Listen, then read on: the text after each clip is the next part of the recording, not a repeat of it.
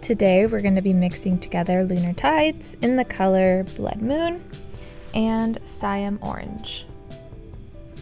So you might notice that my swatches are labeled 1 through 12. I do quickly just want to say that is not synonymous with hair levels. I just number the swatches to keep track of them throughout the video. 1 is green, 2 is a cool tone gray, 3 is a darker natural red, 4 is black, and then 4 to 11 is a range that goes to platinum blonde. And then 12 is like a toned version of number 11. In this lighting, I do kind of feel like I should have switched 9 and 10 around. I think they started changing the swatches a little bit since I started buying them, but we'll just keep that in mind in the future. So for my mix videos, what I like to do is I will do 2 to 3 different ratios on each swatch. Today we're going to do 2 ratios. So I'll obviously mix the colors together, and then I will apply them directly to the swatches. The top of each swatch, I usually try to do the darker version of our mix, and then the bottom will be the lighter version of our mix. So today we're going to start with equal parts. So that'll be 1 part of the Blood Moon to 1 part of the Siam Orange. I would also like everyone to keep in mind that everyone's hair is different, which means everyone's hair will take color differently. So how my swatches take the color might be different from how your hair turns out. Plus different screens and monitors kind of change colors, especially undertones. So please just use my video as a reference for the possibilities of what could happen for you.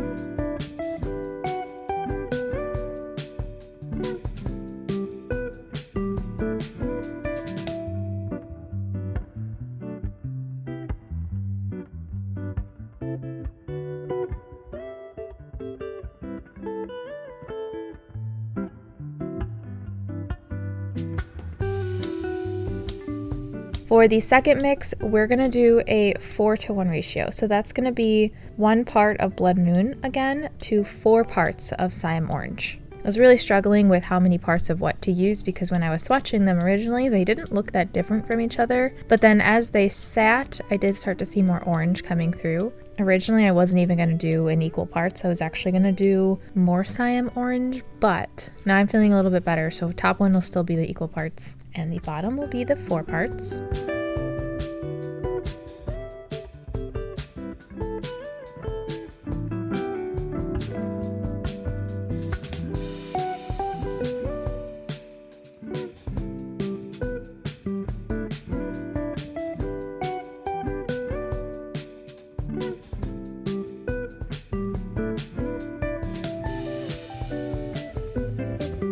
I'm gonna let these sit for about 2 hours. I will then rinse them out, and when they're dry, I will meet you back here and we can do some comparisons.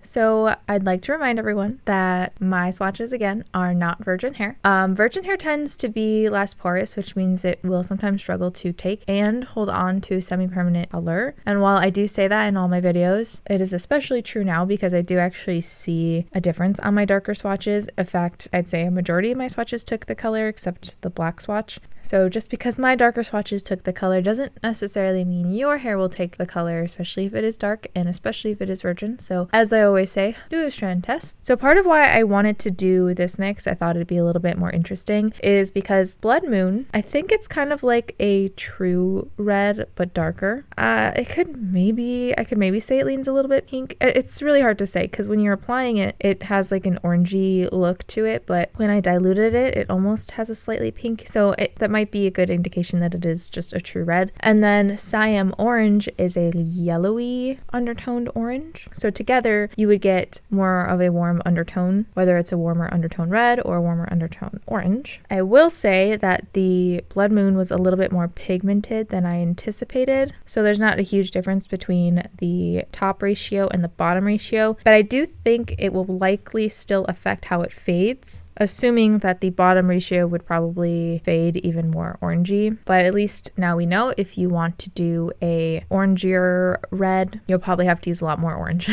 than the red. So let's go through the swatches. Number one, who remember, was the green. I am excited to announce that the dye covered both the top and the bottom. It's saturated. I don't see any green coming through. And while I don't necessarily want to say that it looks natural, because I don't think anyone is born with color hair like that, it definitely looks more natural compared to the lighter swatches. I think over the green, it gives it just a slightly more brown look, even though it's definitely not brown. It's just toned down a little bit, I guess, which in turn does make it look a little bit more natural. And if you're wondering like which one looks more brown, I would say the bottom ratio with more Siam Orange has a slightly, tightly, little bit more of that brown undertone, but it doesn't look brown, I promise. 2 was the gray, and that one's kind of fun because it really doesn't look that much different from the lighter swatches either. Oftentimes the gray undertone will either like mute the color or cool it down, but in this case it's really not that big of a difference. It might look a little bit warmer, but it could just be an illusion from where I'm standing. 3 was the natural red. So from farther away, I would say that one still looks like a natural red, but when you look at the strands up close, they do hold a lot of red in them.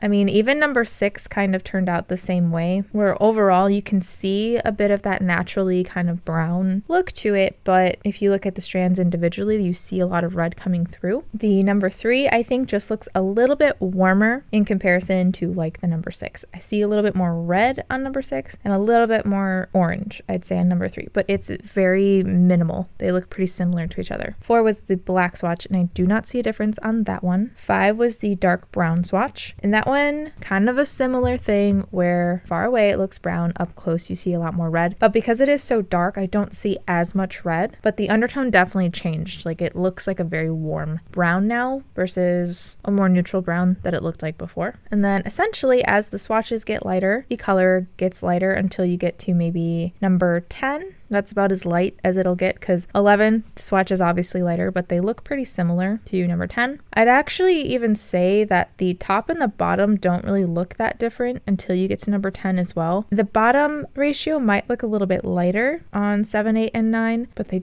look really, really similar. I see a little bit more orange on the 10 and 11. So again, even though the ratios are different, I'm assuming that how they fade will be more so affected. And then I'd say number 12 looks pretty similar to number 2, which is one thing I'll say is different between 11, 12, and 2. For 2 and 12, I see less of a difference between the top and the bottom versus what I do see on the 11. I think on 12 and 2, it is a tad bit darker as well. So as for comparisons, I figured it would just be easiest if we compared the colors that we used to mix the mix, to make the mix, I guess. So let's actually start with the orange, since this mix definitely turned out more red. So this is going to be Siam Orange compared to number 12,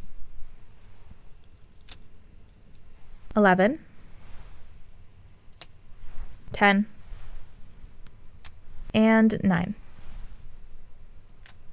I think it's especially noticeable on number 11 just how yellowy the Siam Orange leans in undertone, and how obviously adding the red does make a difference. And I think I'm going to move the swatches down since the bottom of the mix has more of the Siam Orange. All right, I decided to actually grab a piece of paper to cover up the bottom of the swatches as well, so we can really focus in on the Siam Orange, because I think when you see the diluted section, it makes the top half look like it's lighter than it actually is. And even for me, I actually feel a little bit better about this mix now because I can see that the bottom really is an orange with just a little bit of red in it, especially on the number 11, because I don't think they actually look that different. Like they look just different enough, which is what I wanted. And I would say that I think I see the biggest difference on the number 11 swatch between the two swatches. So if you have any experience with how the Siam Orange fades on your hair, feel free to let us know, because depending on how that one fades could affect how my mix fades as well, if that makes sense. All right, and now let's take a look at Blood Moon. This is comparable to number 12,